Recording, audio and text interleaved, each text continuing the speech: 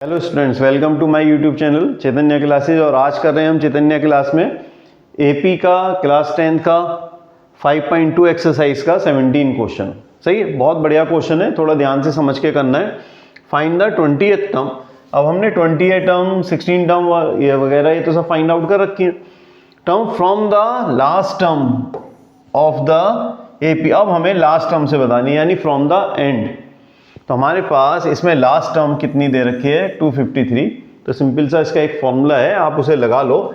nth term from the end, nth term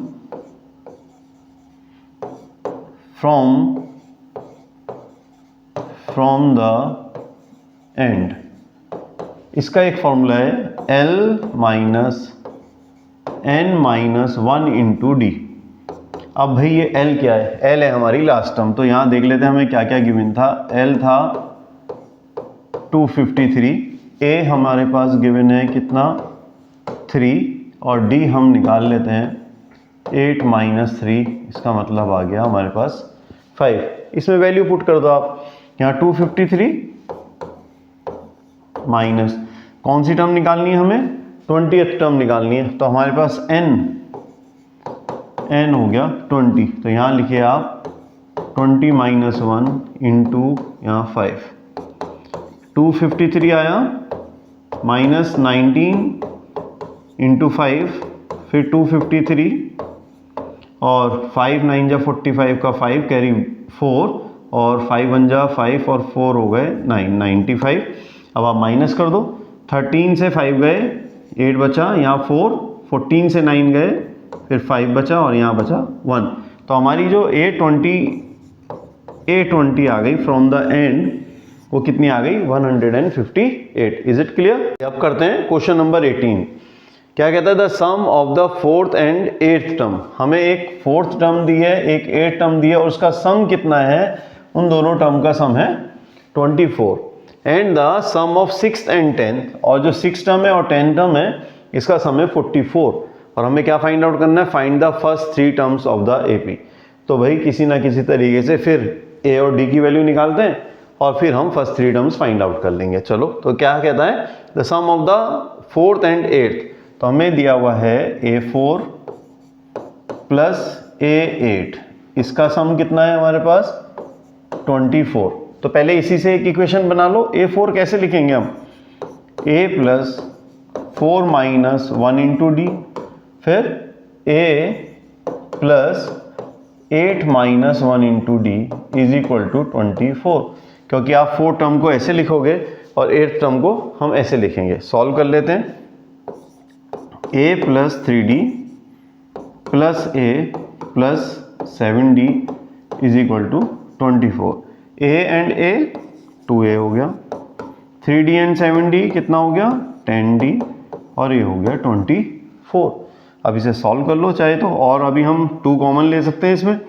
2 common लोगे तो यहाँ बचेगा A, और यहाँ बचा 5D, और ये जो 2 कॉमन लिया वो आ गया नीचे, कट कर दो, यहाँ बचा 12। तो हमारे पास equation I A plus 5D is equal to 12, equation number 1 बन गई। अब हमने क्या फाइंड आउट, फिर क्या है, 6th और 10th टर्म का सम भी दिया हुआ है। 6th term means A6, 10th term means A10, इन दोनों का सम है 44। इसे भी सॉल्व कर लेते हैं। A6 कैसे लिखेंगे, A plus 6 minus 1 into d, और 10 टर्म कैसे लिखेंगे, A plus 10 minus 1 into d is equal to 44। Solve करो बेटा। A प्लस 6 से 1 गया तो बचा 5D, यहाँ A प्लस 10 से 1 गया तो बचा 9D इज इक्वल टू 44।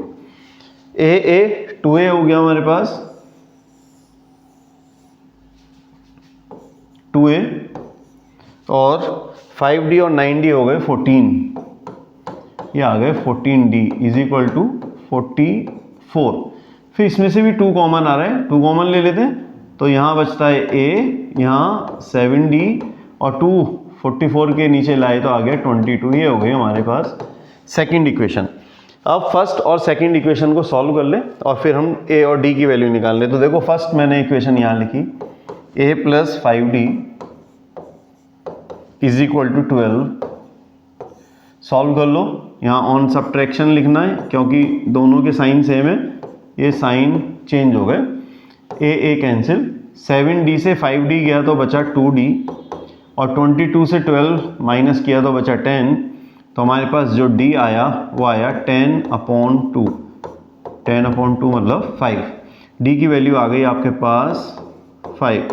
अब इस d की वैल्यू को आप किसी भी इक्वेशन में लिखो, जैसे मैं फर्स्ट वाली में ही लिख देता हूँ। तो हमारे पास आया a plus 5d, 5 into D की वैल्यू 5 इज इक्वल टू 12। तो a प्लस 25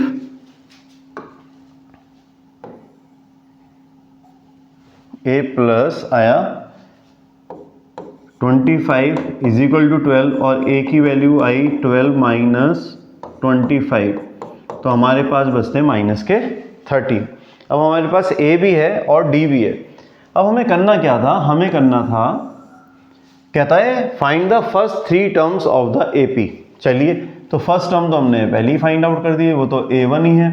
जो a है वही हमारा a1 हो जाएगा। तो हमारा a आ रहा था -13, ये हो गई हमारी फर्स्ट टर्म, a1 ले लेते हैं।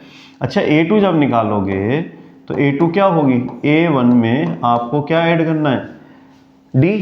तो a1 में a1 है हमारा -13, और d कितना है, d आया था हमारा 5। तो इसको यहाँ रखा, -13 से 5 गए तो बचे -8, ये हो गया हमारा a2। अब हमें a3 फाइंड आउट करना है, थर्ड टर्म भी निकालनी है। तो आप a2 में क्या ऐड कर दो, d ऐड कर दो। a2 कितना आया था हमारा -8, इसमें d और ऐड कर दिया, और d है हमारे पास 5।